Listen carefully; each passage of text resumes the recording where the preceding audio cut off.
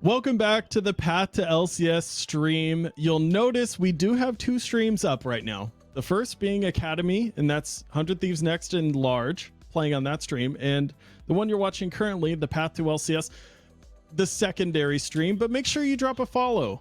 We've got a lot of great content. All of Group Stage is going to be hosted on these two channels. So make sure you're followed on the Twitch page. Make sure you don't miss any of the action as we've got Game 2 coming back here. Tempest Gaming and AOE Esports. Tempest showing a lot of fight, a lot of fire. That bottom lane focus of mobility being enhanced thanks to that frontline CC of that Jarvan and Lissandra, thanks to Frost Forest and Bouquet. Having some pretty clean moments. It's just one small overstep and AOE takes the game. Yeah, and that's the interesting piece is not only how much of the counter engage that AOE had, but just the side lane pressure. I'm not gonna say that Sejuani's not really great, but Zamudo really expertly navigated through what should have been a Denethor favored lane in order to, as we saw from the gold charge, just be so far ahead in itemization and getting the LDR online and things like that earlier to really neutralize that to where they were forced to try to make a 5v4 play elsewhere. It really comes down to just how intelligent Winnie's pathing was and how he helped set up the play before the play, whether it be the AoE style of sending him and Skytech into a side lane and overloading one side of the map to not only get a pick, but then also get the tower off of it. And then you're not able to challenge anywhere else because you're trying to staunch the bleeding of what could be a 3-man push into your inhibitor tower at 20 minutes.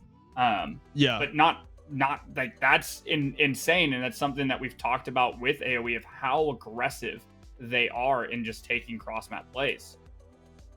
Yeah, it's funnily enough, I mean, you've got a Sejuani top. You're not too worried about the gangplank and lane, but without flash, without the summoner spell that's going to keep you safe, Gragas should just feast, right? There really isn't an easy way. Sure, you've got the Sejuani Q to be able to escape, but I mean, Body Slam pretty much equalizes that, and you still have Explosive Cask in your arsenal to rein them back in. And so, yeah, Zamudo cashing in literally. 2 turrets on the top side, and funnily enough, it was after that Tempest ended up making one of the biggest plays of the game, where they're able to turn that Baron fight into a triple kill for mobility. And before that, even that mid lane, the 5 or 4-man Cataclysm on the top side river was enormous. So there's still, the fire, the triggers are ready, their fingers are fast, they've got a lot of fight in them. We talked about it before. I mean, it is Tempest Gaming after all. Unsung heroes of OQs finally showing their worth. But now with game 2, we'll see if AoE can seal it up or if it's Tempest Gaming, going even further beyond. I think it's so exciting to watch the adaptation and growth over time with these players. As somebody who's I've gotten to watch Tempest across I think GPL, the first summer OQs and another event earlier on in April, and just watching the growth and maturity of what is just not just solo queue players, but grinders that have been working on the ladder. And now as you come into a team setting, it's quite the difference. So seeing them grow and develop, especially somebody like Mobility, who we've talked so much about and said like, hey, this guy is the bee's knees, but he is still growing in the space. And I think that's super important, that while he is a shining light, this is just the beginning for him. Yeah. And that's Tempest Gaming in a nutshell. You talked about it before. This is a team that came from high elo solo queue. Pretty much nobody on the team with any experience, except for Frost Force, who comes in as that veteran, as that presence that's able to pull these players up beyond like their previous levels with this in-game experience. Yeah, sorry. I'm pulling in the hands, but yeah, now that we're in draft, we've got the bans coming through, and it's Tempest Gaming back on blue side.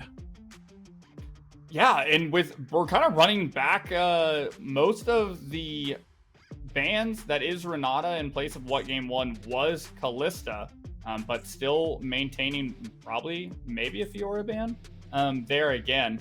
So really feeling like they had some, it could be a sign of just, hey, it could be execution issues or one or two picks here and there, but we remain confident in the tools and that we're taking away from AOE here from the blue side. Well, Tempest Gaming, Denethor in the top lane has a very clear focus on two particular champions. It's Camille and Sejuani. Denethor almost excited to take either of those champions into pretty much any matchup, except Fiora, obviously.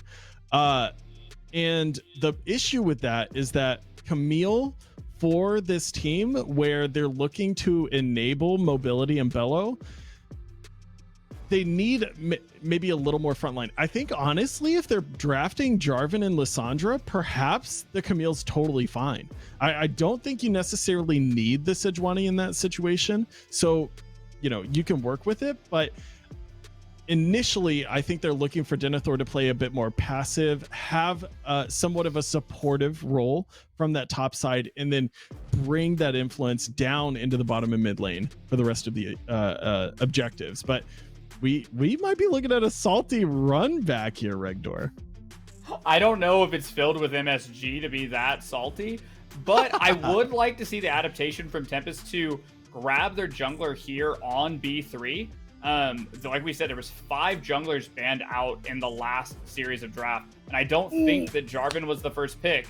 But we are seeing the Camille hover. Do it. That I'm excited. I think there's more tricks in Denethor's playbook, but nonetheless, comfort is insanely important. You got your Snuggie on the League of Legends Rift. Yeah, I gotta loosen my headphones. My brain is expanding as we speak. This is crazy. Yeah, the Camille coming through. They agree. They say, you know what? We're probably going to be drafting some utility in the jungle in the mid lane. Let's bring that aggressiveness in the top lane. Let's challenge Zamudo on this gangplank. Yeah, that is super interesting. The thing that I actually love about AOE is the almost procedural lane assignments we're getting here. Like, people talk about like AD versus AP in the draft, and when you have 2 AD solo laners with an AP jungler, it's just so great because nobody gets a free pass to build any resistances, or else they're just gonna fall to the other. But the Gragas Yasuo setup, are we gonna get some you know, insane 4-man last whispers? Like, Frostforce made the Cataclysms look really sweet with, you know, 3-mans and 4-mans, but do I get to see that on AoE side? Do I get to see the Wombo? I mean, Winnie looked really good on the Gragas before. The reason that Gragas Yasuo maybe isn't as popular as something like the Diana Yasuo or the Malphite is because that Yasuo ultimate, that it's local. You know, you can do it on a couple targets if they're close. Just because you hit 5 people on the Gragas ultimate doesn't mean they're all in the same place. It's a very wide ability. So, you know, Young perhaps picking up priority targets there, but yeah, these bottom lanes are going to be a bit more aggressive. It's a Callista. It doesn't have the Nautilus or the Rakan because they're banned out here, but or the Renata. Honestly, very valuable bans in the support side for Tempest Gaming, but still, the aggression is there. This is going to be Armageddon. Wait, talking about Armageddon, that is indeed Hecarim locked in for Tempest Gaming. Yeah, I'm befuddled. I called for the utility of the jungle mid. Instead, we got a Kali Hecarim, a couple resource heavy champions looking to make some money and kill some champions here against the Gragas Yasuo. Should be okay. They've got a lot of tools to get out of it. And the Vi jungle with Gragas support and Callista. I get it. Yes, I'm here. I bought in now. The rain has left. That's the lyrics. I'm almost positive. Yeah. Yes. That It is Vi jungle and then Gragas Callista bottom. That is sick. That's a statement if I've ever heard one. So during OQs, I got to cast. It was Team Fish Taco versus Large, and they played the Renata into the Lucian. And what's so volatile about this bot lane matchup is that the first one that gets a double kill, the lane's officially over. And that is no, that is correct. Your screens are not incorrect. This is indeed a Vi support for Skytech. Yo, this is sick. I love it. Okay, Regdor, buckle up, baby. We are in for a ride. This is gonna be sick. It's Vi getting Fates called back into the team, cease and desisting a champion at least 13 and a half screens away, and then vault breaking back into safety with the rest of the team now that Young has picked up the champion who was just desisted. Okay, as a non-traditional bot lane enjoyer myself, there is some like really wonky things that happens with the Fates call and with champions that have movement abilities. So like if you're Rammus and you're doing your Super Ball animation, you cannot be Fates called until it's over. So you'll actually watch Rammus zoom across the map and then from 16 screens away get pulled back to Callista. So it's like if Vi cease and desist, she has to finish the animation before she gets Fates called. It's cool. It's really interesting. No, that's super good. No, it works, right? Yeah, because that's I mean, not the worst part of Vi. I mean, I guess it can be. She's pretty great. When she goes in with that ultimate, she's in. And when you're a support, you're in with a lot less damage, tankiness, like everything. And now that you've got Fate's Call, you have a second knockup coming back in, and you were back to safety. It's a choice. I mean, this is going to be super cool. But you're looking at a bottom lane that is like the most aggressive lane there is. And now you're doing it with a melee support. We didn't even get to talk about anything else here because we're just why would we? What do you do when there's a Skytech on Vi? This is like NA Caria right here. I'm here for it. Let's go. This is great. Yep.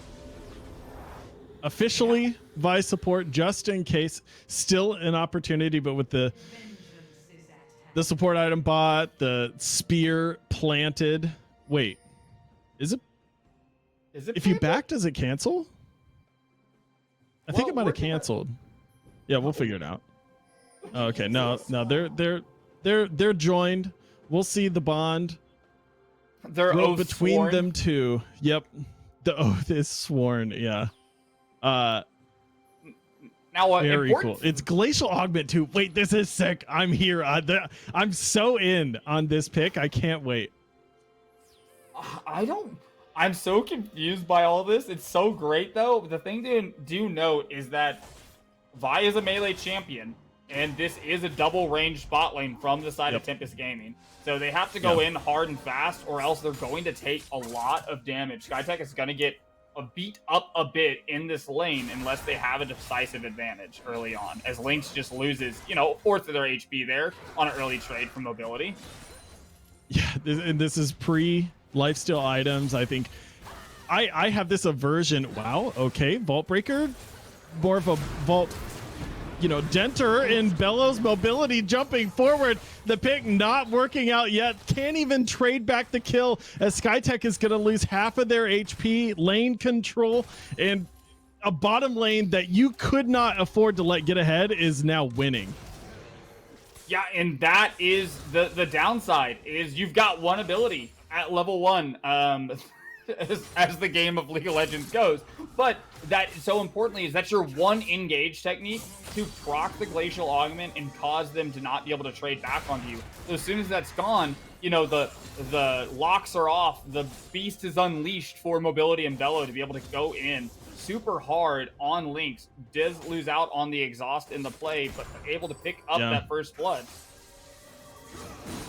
Still has flash though, not quite as easy. We know Frost Force is going to look to try to full clear, get as much of this gold as they can early on, get those early boots for not only the combat speed but the damage too, thanks to the passive. And I mean, with bottom lane going well and mid and top that are going to stabilize somewhat in these lanes, I think that, yeah, Tempest Gaming feels really good right now.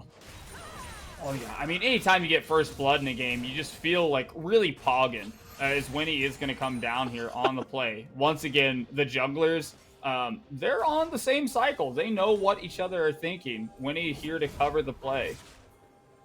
Fellow kids, are you pogging at home as well? I know I am. Winnie looking to make sure that it happens. Bouquet being the focus, but the Shroud keeping them out of sight, and Young's not able to pump out the damage. Kind of a walk through. You know, you dump a little damage, and really it's the Scuttle Crab that's the objective. Yeah, the all-important Scuttle Crab. That little critter has dodged more skill shots than I think 90% of the gamers in my games do. Yeah, it's the worst. It's the worst feeling ever. But what's not a bad feeling is the early CS advantages that you're seeing, especially in mid lane for the side of AOE Esports. Denethor comfortable on the champ, dodges the attempted gank here. Winnie still level 3 though. Krugs, Raptors, and Wolves up for this Gragas, and curious where they got this CS. They're even, oh right, the crabs, double crab. That's what it was. I love a little bit of seafood. Now. Yep. You know, Gragas, I only hear about the drinks that he has. You're right. I don't think we hear too much about, you know, the culinary, the food consumption on Gragas, but obviously he's pretty experienced, right? Yeah, absolutely. He loves some sashimi. Hopefully we'll get some in this game with Nami, you know, out there living. But Denethor going in for a hard trade here.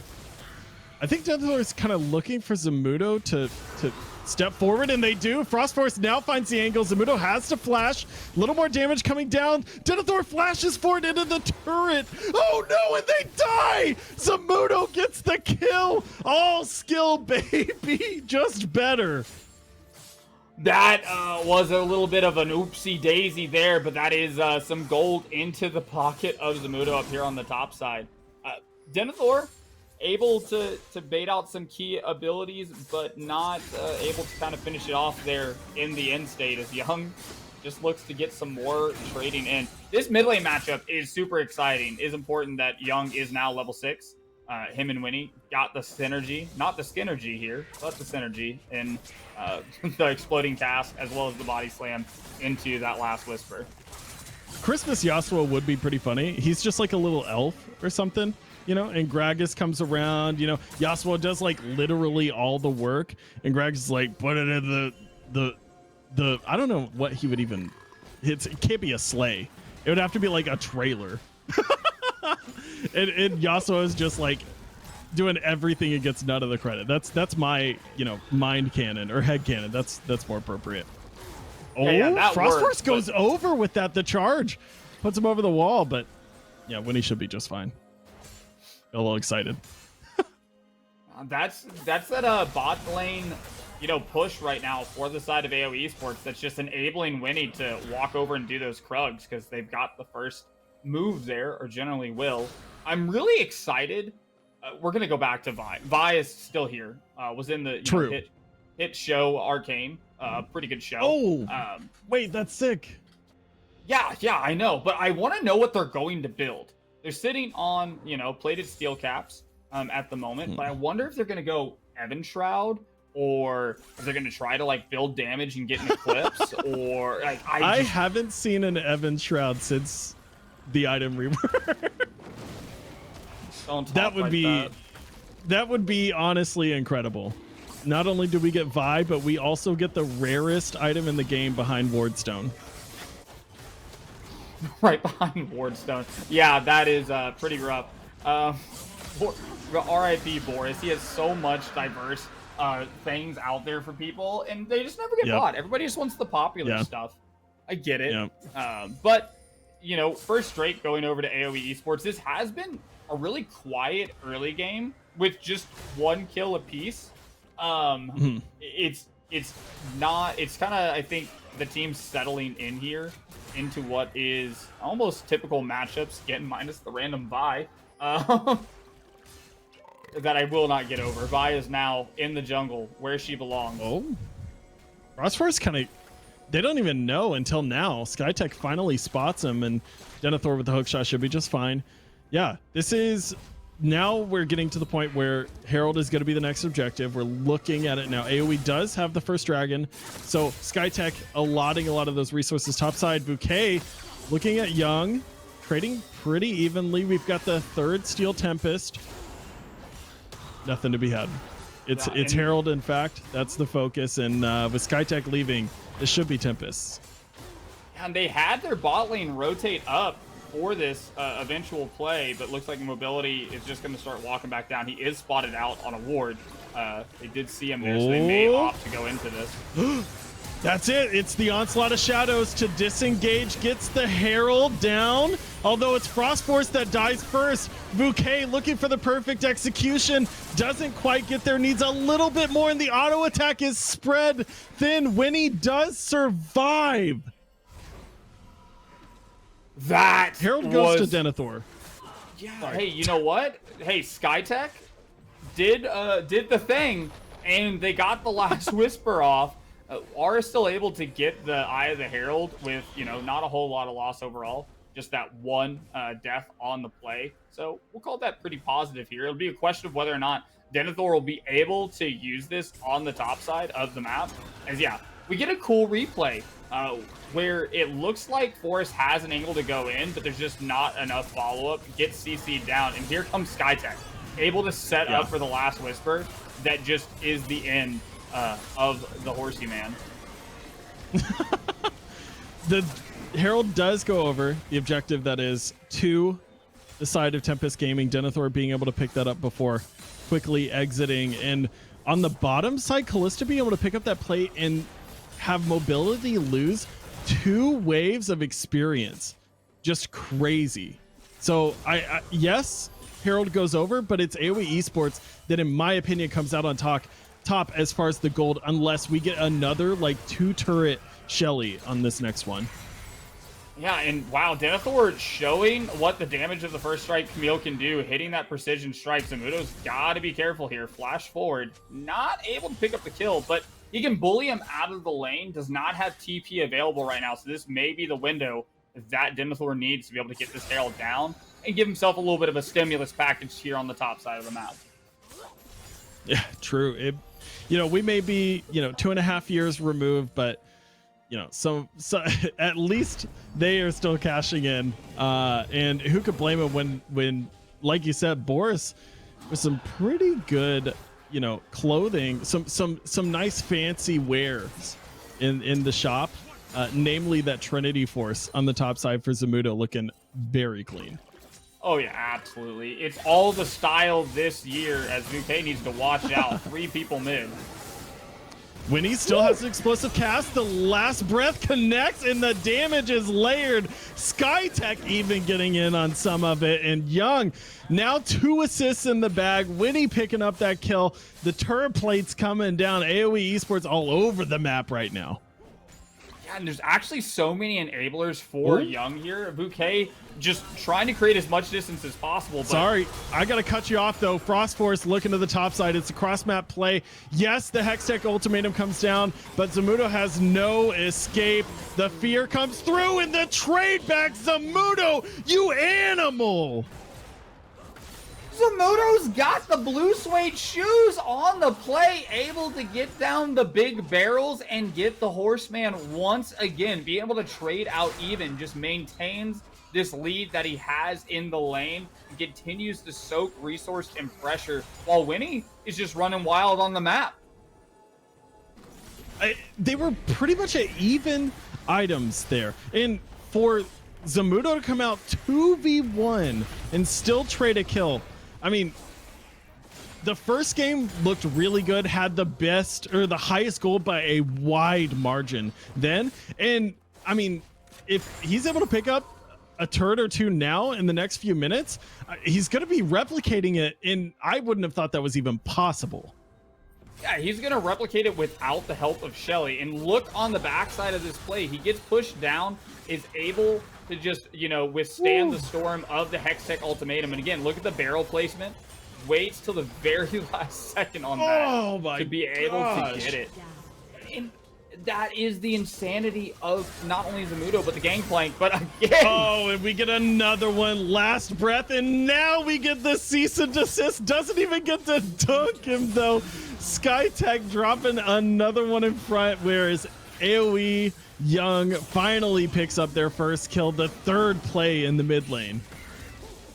Yeah, and they're playing around this Yasuo so well, able to get the first tower of the game down in the mid lane with just... And the dragon. Yeah, I was going to say, and the Drake too. I was going to say, they're going to pick up the Drake. They already did it. They're living in 3005 while I'm in 2022 right now. Oh, don't worry. That game is still delayed, so you're fine. Feels bad. Chempunk 3055. 3050. Yeah. We don't know about that. We just play League of Legends. Well, that's season 2 of Arcane. Hit show from League of Legends on Netflix. We love it here. So not a whole lot. Like, this has been very explosive from AOE in these different spurts, but the map's still relatively neutral overall. Just one tier 1 down in the mid lane at nearly the 15-minute mark. And I feel like this is really going to help out as we start seeing the lane swaps coming out, moving their bot lane up to the top side and Gangplank down to the bottom. And Zamudo really, to me, feels like the big scaling option here. Yasuo, another champion that shines on 3 items. But having those 2 champions in the game helps create a bigger bridge than what I think Tempest has. In what is, you know, typically what we talk about with Lucian is at like 25 minutes, he turns into a pumpkin. And he has to go home. So the clock kind of for Tempest to start finding some leads. They are at a 4K gold deficit as the second Herald will be started up. And it feels like this goes into AoE's book. They can continue to take their time, make these decisive plays when they need to, and not give up too much on the outset. Well, if I can offer a glass slipper, I'm looking at the side lanes here. Yes, you've got Young who can match the Camille in the side lane in that mid to late. But if Zamudo misplays a little bit, the Camille, I mean, Cho'Gath ultimate on that second part of the queue can turn tides fairly quickly because her trade pattern is so unique, as we're going to get a little bit of a preview here. I mean, there isn't a ton of counterplay we see. Yes, Zamudo is ahead, but in that mid to late, where Denethor is able to, you know, influence those side lanes a little more, that's where I'm looking for Tempest Gaming to push some of that advantage. The problem, though, is that the range that Winnie can influence that lane is so far. The explosive cask range is so high, and if you catch Camille mid hook shot, she has no escape. So that's the glass slipper on Mobility's feet that I'm looking at for Tempest Gaming. But man, oh, Bello, you're caught out too late. No mobility in the name, just a death realm awaiting you. Hey, and Gragas got the Shishimi that we were talking about earlier. That's and true. This is not the cross map you want, though. Denethor able to get the tier 1 on the bottom side, but now they're picking up not only a tier 2, but Shelly is looking to get her, you know, Mambo number 5 on into this tier, or this tier 3 tower.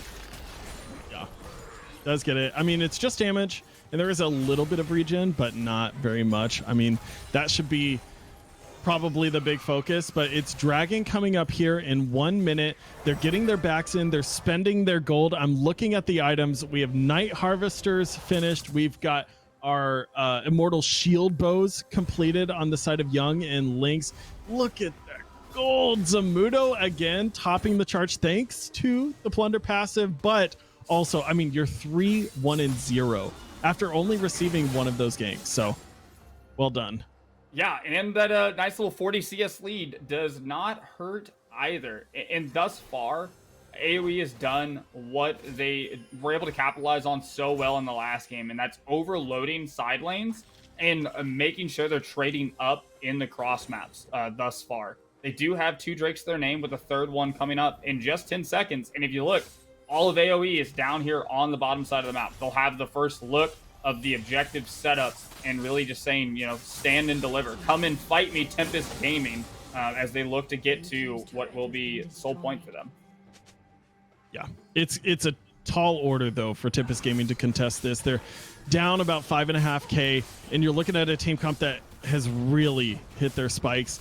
Winnie and Lynx and Young all being able to pump out a ton of damage, and a lot of your influence is on Denethor here. And yes, you're getting these turret bounties. This is the side laning that I was looking at. It's traded. You lose the third dragon, and it feels like you have to commit something coming up on the fourth, because Hextech Soul, I mean, does it get any better if we're looking at dragons for this team? Oh, can you imagine Skytech with Vi with Hextech Soul on top of all the tools that we've talked about before? There's just so much. Like, we talked about having a dive comp from Tempest Gaming, but Winnie and Skytech just are unrelenting in just being able to push forward, give setup for Young, and then you still have Zamudo and Lynx lying in wait to really sweep up whatever is left of Tempest Gaming if they're able to get these engages like they have on these like single targets, catching Bello a little bit too far out, you know, 1 pixel too far, and they are pulling the trigger on these fights as they have a strong control of the game at this point. Yep, and right now I'm looking at it. It's Winnie, it's Lynx, and it's Skytech, all right here in the middle lane, all with such good synergy as far as the champions are concerned to continue the play. Winnie, or Lynx, excuse me, can follow up on anything that Winnie is looking for, and Skytech really nails down any priority targets. But now we get the wave clear. Denethor and Frost Forest, round 2. Does Zamudo take another one? The turret is looking to help as Skytech brings down the hammer. Denethor does trade back though, but it's the explosive cast that keeps Denethor at bay. The Rend will secure it as Lynx has to flash over and end it with a pierce on the Q from that Callista. Mobility and Bello having to get out. Bello blowing the flash there. It's a trade of kills, 2 for 1. But, I mean, AOE Esports with such a quick response looks so dominant here in the mid game. And they just didn't have the burst to take down Zamudo. Has the death stance, able to just, you know, ignore pain in that tier 2 tower. Not your friend. Was not nerfed on the 12.12b patch. You know, that it does a lot.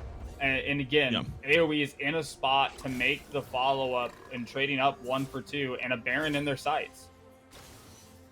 Yep, and Warden's Mail completed. Oh, no more sashimi. I wasn't quite sure if Gragas would be looking for the Seafarer, but it is Nami on the menu. Now we've got Young dashing through the minions. Denethor not able to find an avenue. A Skytech doesn't have the cease and desist, but they don't even need it. The explosive cask and the third Steel Tempest does keep them in check. Mobility having to use exactly that to dodge the second one and keep themselves alive, but this should be barren for AOE Esports unless they get delayed here. Nope, looking for a little more gold, gonna back, spend that, and get their next objective. Yeah, this is just disciplined gameplay. They're getting their picks and they're not overcommitting on the plays after. Deny some resources in the jungle. Get a good reset in because you know that you have the strength here. We've ballooned up to nearly a 7-8K gold lead for the side of AOE Esports. So they can really just take this, not calmly, but disciplined in their approach. This has been, like we've talked about, their building period. As we get to see again, Bello thinks he's a bit safe, denied some vision, but they're just able to charge in right here. The last breath takes them out and forces the TP as well. And in the long trade, not too much extra is going to come as Zamudo jumps in after that. Oh, well, yeah. Denethor, once again, that combination of the Tempest Steel into that exploding cast, just so much CC did not allow Denethor to hook shot out. So difficult. I mean, midnight was whenever mobility turns into that pumpkin and struggles to make that impact. I mean, I might have forgotten to set my clock forward. yes, they're deathless here on this Lucian. They're doing everything they can, but it is so difficult when AOE Esports has so many engage tools on their side, and they don't have to commit everything. It's one at a time. You show a card, you wait for a response, and then you show your next. And AOE Esports just playing with a deck that is stacked in their favor, not to, draw attention to our cold open. But I mean, they're pulling out everything and executing on it perfectly. For Tempest, that side lane pressure, now impossible. You're looking at objectives that if you lose them, you lose the game. Yeah, and AOE Esports has set up all the traps they need. Is not deathless anymore. No, sorry. SkyTech cease and desist your call, just like they cease and desisted mobility on the map. Now we get a run through. Young cutting down another one. Zamudo picking up that kill, and it's on two fronts. Frostforce almost picking up Winnie, but the stasis keeps them alive, and Winnie survives with a sliver of health. Bello next on the menu as Hextech Soul is going to be picked up by Winnie. Double kill over to Young, and everything going the way of AOE Esports. That was the track card set up. That flank from SkyTech erasing mobility from the map, even using all of the mobility in his kit, not able to escape, and just one card after another fell from there on out. They get the Soul, they get the Baron, they're just set up for the closing point of the game. Oh? Yeah, Winnie's still on the map. It looks like they're going to use Baron and Power recalls to get back, but they should be a little bit late. Denethor, Mobility, and Bouquet are first to arrive, and they've got about 5 seconds until anybody knows the wiser. If they burst this down, they get it. They stop it. Okay, now the portal comes through, but you're 1v5, SkyTech. You've cease and desisted any opportunity to get out of here. Stasis comes through, but does it keep you alive? It does! It's Young over the side with the last breath. It's Denethor picking up the return kill, but a triple over to this Yasuo as this game is blown wide open. You got the Hextech Drake, but you lose the game. And AOE Young has been explosive in both games with these 80 picks. The Aurelia and the Yasuo being so important in finding this follow-up damage. And it's just insanity that AOE is just slicing down the Tempest Steel through one member after another. This is the scariest form we have seen out of AOE yet as they proceed on taking down not one, but there's the second inhibitor to fall here in what could be the last breath of Tempest Gaming for this series.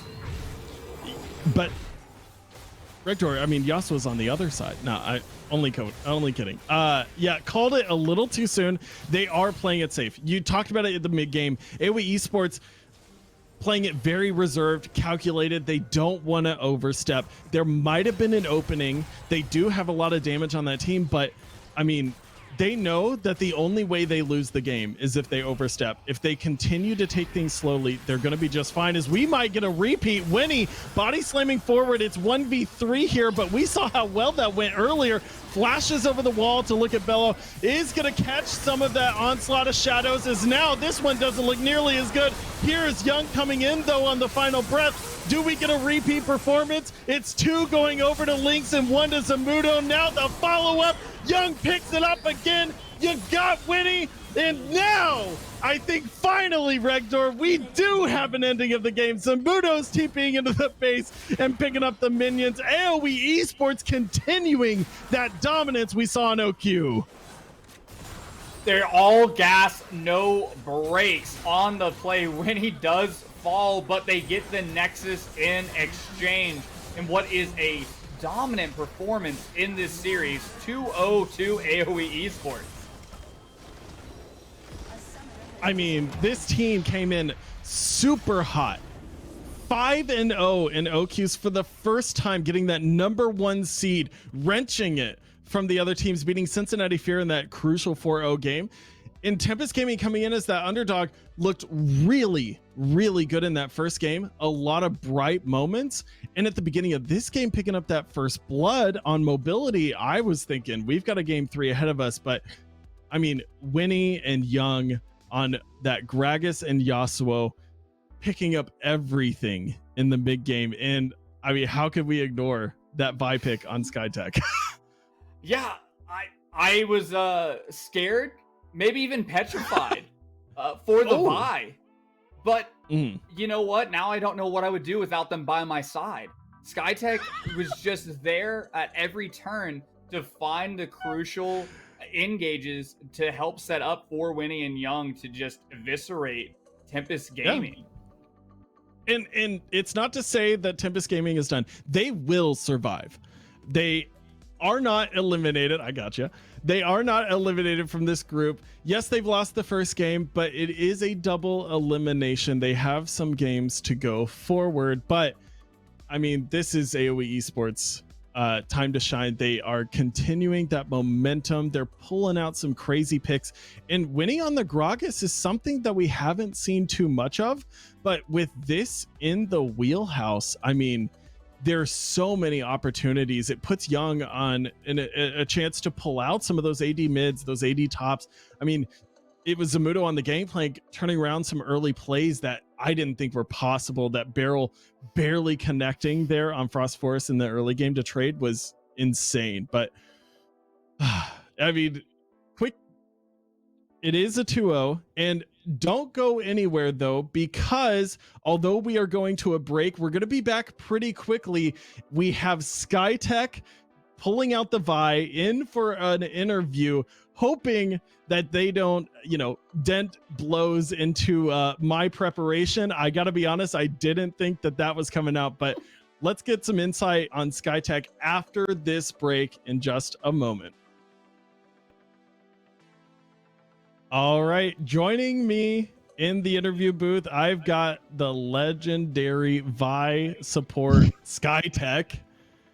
Skytech, thanks for joining me. We have to talk about it. I know there was a lot to both of those games, but I saw the Vi and I was like, okay, that's Gragas support, Callista, and it's Vi jungle, and then we see the lock-in, and I'm like, oh my goodness. So walk me through, like, what's prep been like? Where's this come from? Tell me all about it. In my eyes, Vi is just a really underrated pick. I've been spamming it a lot in solo queue, and I've been getting known as like the Vi guy. I think her engages are really easy, and if you pair it with someone like Callista in the laning phase, it's kind of like a get out of jail free card. Like I can live through the laning phase, and then I can get my good engages later on in the fight, and it works really well with Yasuo.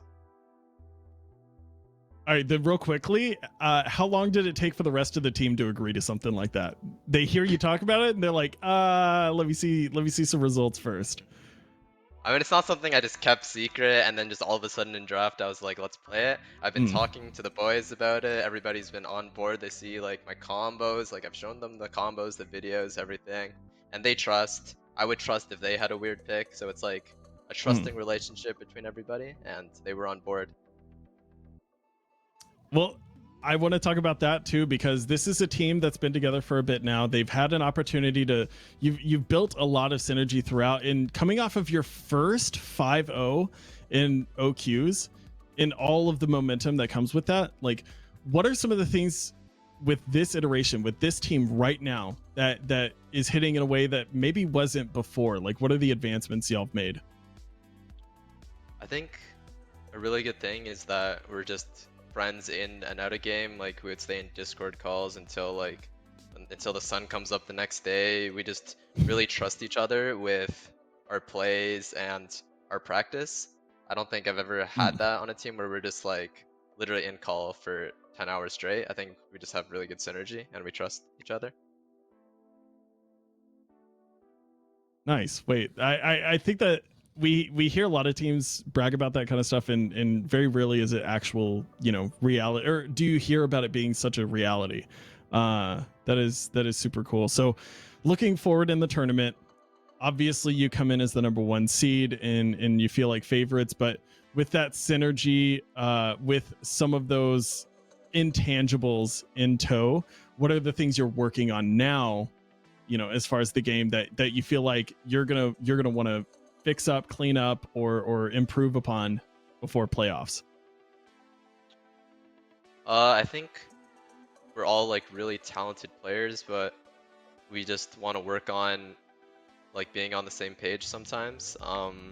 we have a lot of plays in mind. Like we play a lot of volatile matchups, so there's a lot to do on the map. But I think we just need to focus on one thing and seeing the same thing. I also think we need to work on like showing up on time. Like sometimes like scrims or just whatever, we're gapped by our sleep schedule. I don't know. We just need to take our practice more seriously, and then we'll become like the best team in LCS. Nice. All right. Well, final question. You mentioned in a little info or a little questionnaire that Madison Beer likes to hear about your games and your matches. Tell us about how that happened. She's just my #1 fan. She DMs me all the time. That's all there is to it. Oh, I mean, yeah, just casually. Yeah, no big deal. Yeah. You know, it's just, yeah, another fan. It happens. Yeah. All right. Well, SkyTech, thanks for joining me. I appreciate it. Congratulations on your 2-0 win. Good luck in the rest of the group stage, and we'll be looking forward to your games. Appreciate it. Peace. Thank you.